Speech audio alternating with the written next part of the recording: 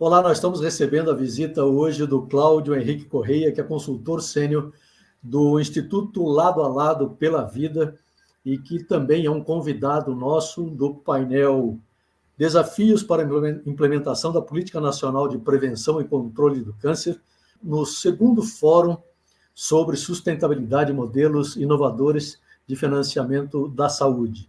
Cláudio, muito prazer falar com você, obrigado pela sua participação, e a gente gostaria de comentar aqui um estudo que você fez, bastante detalhado, sobre como o sistema vai receber essa nova Política Nacional de Controle e Prevenção. Hélio, primeiro, obrigado, é um prazer poder participar. Otávio, obrigado pelo convite, pelo honroso convite para esse evento. E, para nós, a política oncológica hoje é uma prioridade. Eu tive a oportunidade de atuar na construção da política desde ainda da sua fase de concepção. Eu fiquei 25 anos dentro do Congresso Nacional e há 10 meses eu estou dedicado exclusivamente à realização de estudos e pesquisas. E uma das grandes dificuldades que tivemos durante a construção da política oncológica era a imprecisão, a falta de informação, a falta de dados que pudessem subsidiar a construção, a organização, a elaboração da política oncológica. Uma política que é ampla, é complexa, é difícil, e para nós era um dos principais gargalos, termos informação precisa, informação objetiva. Durante esse período de ainda construção, nós realizamos alguns estudos, algumas pesquisas, tudo isso através do Instituto Lado a Lado pela Vida, que foi o nosso principal braço ainda durante a construção da pesquisa e dos estudos para a construção da política. E agora, como consultor, já não dentro do Congresso Nacional mais, mas como consultor sênior do Instituto Lado a Lado pela Vida, nós ampliamos esses estudos, ampliamos essas pesquisas. E ainda em parceria com a Comissão Especial de Combate ao Câncer do Brasil, que foi quem organizou, através da presidência do deputado Wellington Prado, a política oncológica, nós buscamos chegar o mais próximo possível da realidade. E chegar o mais próximo possível da realidade não tinha outra forma que não visitar as unidades de alta complexidade em oncologia do país. Isso foi feito.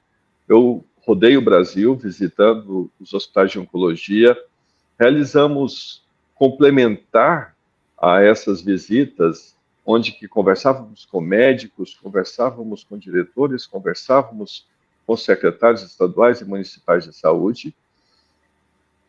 Houve a necessidade de complementação com inúmeros estudos, sejam eles orçamentários e financeiros, sejam eles estudos com relação à situação clínica hoje do país na oncologia.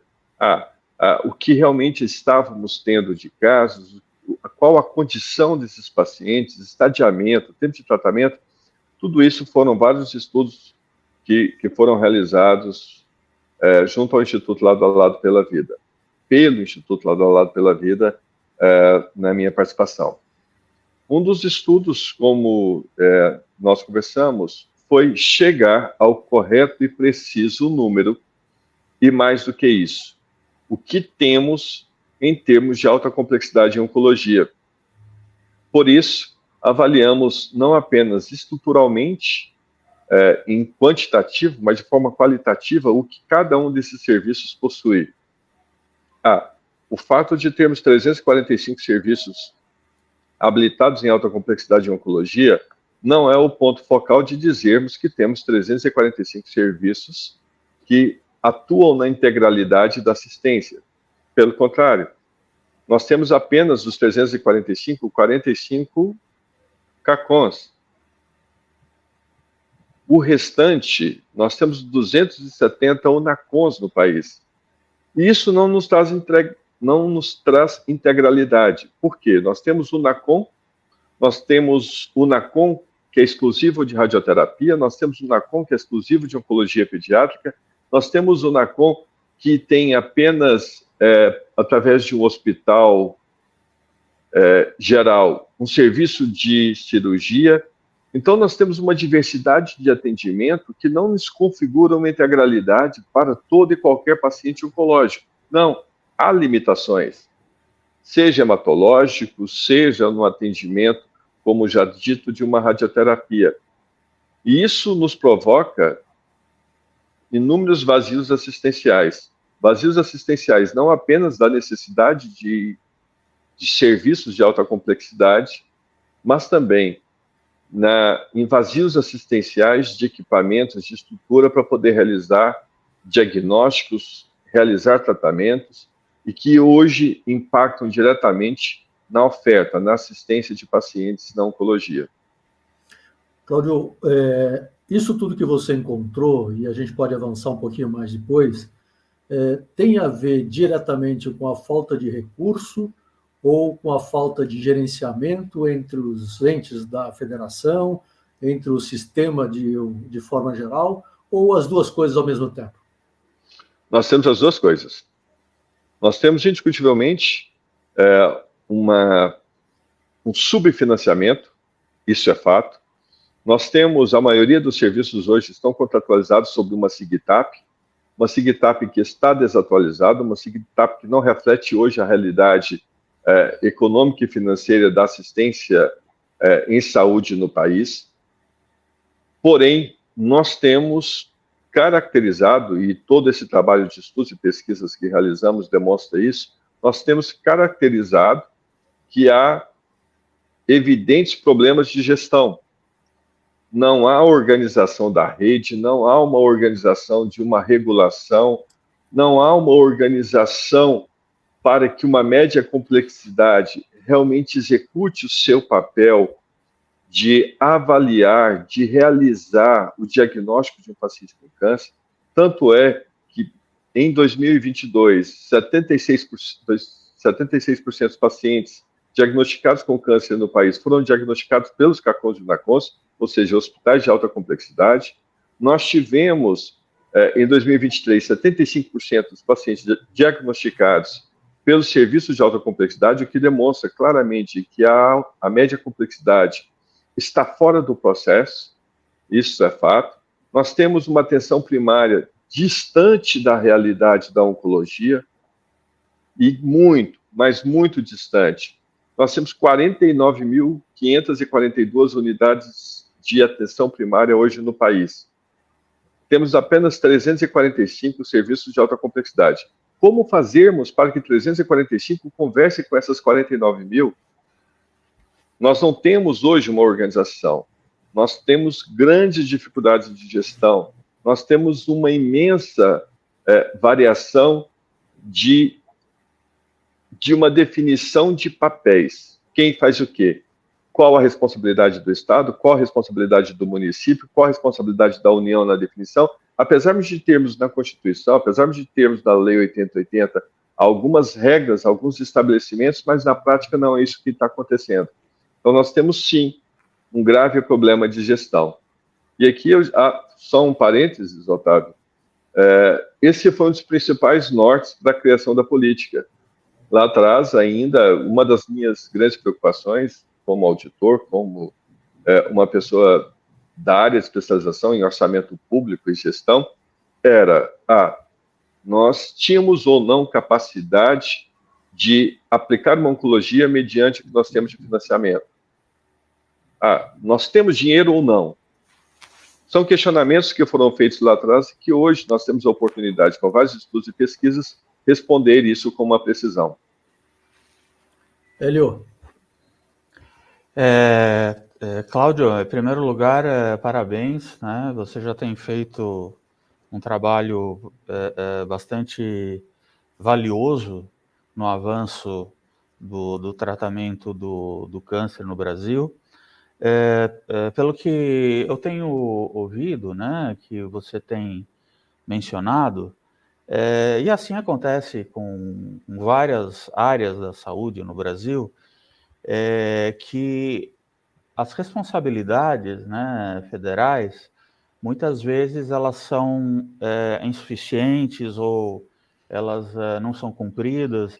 Muitas vezes os municípios tomam a iniciativa de fazer, o município que tem a obrigação de fazer atendimento primário acaba fazendo atendimento de alta complexidade, o que gera muita falta de harmonização no atendimento ao público, né? Isso é uma coisa que é patente aqui no Brasil. O que seria necessário, no caso que agora existe esse programa, essa Política Nacional do Câncer, para fazer essa harmonização? O que tem, o que há de proposta para tentar se harmonizar esse programa? Hélio, nós fizemos um trabalho de apresentar, isso foi feito pelo Instituto Lado a Lado, e aqui me permitam fazer um agradecimento ao Dr. Nelson Tarte, que é quem me coordena, é uma pessoa que está comigo desde o início em todos esses estudos e pesquisas.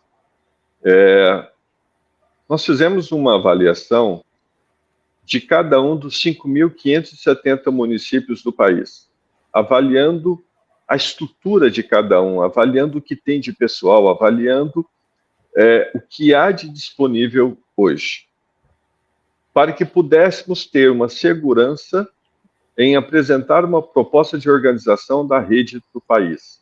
A proposta que foi apresentada está em análise do Ministério da Saúde, realmente tentando prover uma mudança para que a oncologia tenha não apenas a discricionariedade de um secretário estadual ou de um secretário municipal em decidir o que acontece naquela localidade. Não, mas que ela seja uma política efetivamente de Estado, uma política nacional, organizada por meio de protocolos, de procedimentos, definidos mediante diretrizes, mediante princípios que precisam ser norteadores de uma política pública. E para a oncologia, hoje nós não temos. Exemplo disso, se você pegar os 27 planos estaduais de saúde, você não vai encontrar nenhum deles qualquer menção ou planejamento para qualquer outra neoplasia que não câncer de mama ou colo de útero. Isso é um impacto no país. Nós temos 88 CIDs vinculados às neoplasias, nós temos mais 21 tipos de carcinomas e outras neoplasias identificadas assim dentro dos CIDs. Porém, você tem no país um planejamento apenas para duas, mama e colo. Então, esta desorganização é o que estamos buscando atuar para mudar essa realidade. Trabalhando em conjunto com a INCA, trabalhando em conjunto com a Comissão Especial de Combate ao Câncer, trabalhando em conjunto com a subcomissão da Comissão Permanente de Saúde, que está dedicada à implementação dessa nova política. Então, são estratégias que estão sendo usadas, que baseadas em estudos e pesquisas, trazendo a realidade do país, nós iremos buscar mudar essa realidade com relação à organização, com relação à oferta da assistência oncológica dentro do Brasil. Cláudio, quando você fala em estabelecer protocolos e diretrizes que sejam pareadas como se fosse realmente essa intenção, entendi, uma política nacional que valha para todo mundo. No final das contas, não vai bater exatamente naquilo que eu perguntei no início, que é justamente a falta de recurso e a falta de gerenciamento entre os sistemas? Otávio, a gente tem, primeiro, que avaliar o quanto custa a oncologia para o país. Em 2023, a oncologia, considerando todos os procedimentos aplicados, executados no SUS, a oncologia teve um gasto de 4,3 bilhões. 4 bilhões 392 milhões de reais. Se eu comparar o gasto em oncologia perante o orçamento da União, nós teremos um percentual de 2,26%. O orçamento da União em 2023 foi empenhado 194 bilhões de reais. Porém, eu tenho um SUS que é tripartite. Um SUS que ele precisa ser executado com a participação dos 3 entes, a União, os estados e os municípios. Se eu considerar o orçamento dos estados, se eu considerar o orçamento dos municípios aqui, com recorte apenas dos municípios acima de 200 mil habitantes, ou seja, 152, incluindo as 27 capitais, não mexendo nos outros 97% dos municípios, que são municípios abaixo de 200 mil habitantes, que têm uma competência direta com relação à assistência primária, considerando esses recursos desses entes que eu falei, União, estados e municípios acima de 200 mil habitantes, a oncologia representa apenas 1,08% dentro desse orçamento todo dos tripartite. Ou seja, nós deveríamos estar próximos de 6%, conforme a OMS orienta. Estamos muito longe do ideal. Então, a definição do papel, a definição da responsabilidade, e aqui o Hélio fez um questionamento anterior, e me desculpe, Hélio, eu não concluí a minha resposta nesse ponto. Quando você tem a figura de uma gestão plena de alguns municípios, ele assume para si uma responsabilidade de uma alta complexidade que não é dele, mas uma alta complexidade que é de responsabilidade do Estado. Consequentemente, o Estado fica confortável, porque alguém assumiu aquela responsabilidade para ele. Nós temos estados hoje no país que não possuem nenhuma gestão sobre a contratualização de qualquer serviço de alta complexidade no país, naquele estado. Então, é um problema que nós temos. E qual a participação desse estado? Ele participa na coordenação. Perfeito. Só que ele, por exemplo, tem um orçamento de 16 bilhões por ano. Em termos financeiros, o que ele contribui em termos de financiamento, qual a participação dele para a oncologia? Apenas com a judicialização medicamentosa, que é o nosso maior impacto hoje no país? Então, são situações como essa, exemplificadas, que hoje nos obriga a termos regras nacionais que impeçam, diminuam, mitiguem um pouco o tamanho da discricionariedade que nós temos no país e que isso reflete diretamente na falta de assistência. Agora, só para se ter uma ideia, eu estou aqui no Congresso de Pulmão. E nesse Congresso de Pulmão, foram apresentados os dados aqui, 88% do paciente com câncer de pulmão está chegando em estadio 3 e 4. Qual a oportunidade desse paciente? Com certeza uma dificuldade, né? Hélio, você queria fazer alguma outra pergunta? Cláudio, eu tenho bastante experiência na área do Programa Nacional de AIDS, Hepatite e Tuberculose. E uma das características desse programa é que ele tem um orçamento próprio e ele trata os pacientes de maneira integral. Uhum. Não seria já que existe um programa agora específico para os cuidados do paciente com câncer, não seria uma oportunidade criar uma estrutura onde o programa tivesse um orçamento próprio, independente dos outros custos do Ministério da Saúde e das comissões tripartite? Não seria isso uma oportunidade? Você está corretíssimo, Hélio, e esse é o caminho. Nós fizemos isso em 2023, foi apresentado o PLP 63 de 2022. O PLP 63 de 2022, onde que ele assegura inicialmente uma rubrica específica para a oncologia no país. Esse é um ponto. Em 2024, agora, apresentamos o PLP 65 de 2024, onde que ele estabelece uma participação mínima de estados, municípios e da União na definição do financiamento da oncologia, estabelecendo de forma clara, objetiva, qual a participação, qual o papel de cada um na composição do financiamento da oncologia.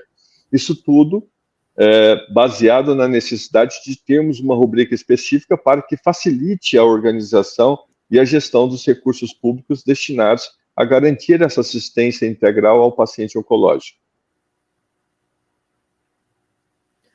Muito bom.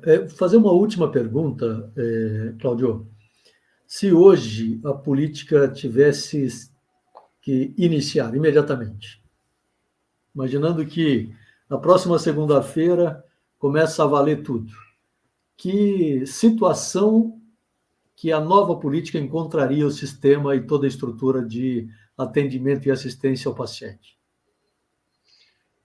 Nós temos um grave problema de diversidade. Nós temos um país heterogêneo, um país onde que cada serviço traz na sua individualidade ações que em alguns locais são cases de sucesso, maravilhosos, e outros que estão engatinhando. Nós temos pacientes que aguardam por 1 ano e 8 meses uma fila para a realização de um simples ultrassom. Nós temos uma fila de 2 anos e meio em algumas localidades para a realização de uma colonoscopia. Então, nós temos um país relacionado à oncologia em uma situação gravíssima.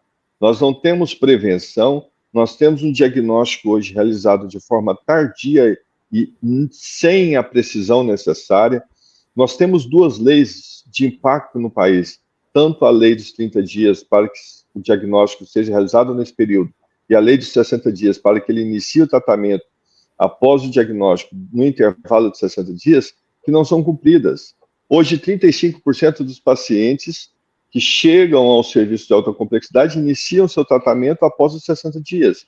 Isso é um impacto muito grande. Isso se eu considerar todas as neoplasias. Mas, como eu disse antes, se eu falo de pulmão, são 61% dos pacientes estão acima de 60 dias para início do seu tratamento. Então, temos uma situação grave, situações individualizadas. Para começarmos a ter sucesso, o primeiro, precisamos definir os papéis, as responsabilidades. Nós não temos, Otávio, em nenhum momento no país, qualquer avaliação de desfecho. Nós não temos avaliações qualitativas, avaliações de resultado. E isso é um impacto hoje para termos uma segurança de que tudo que está desenhado de imediato entra em funcionamento.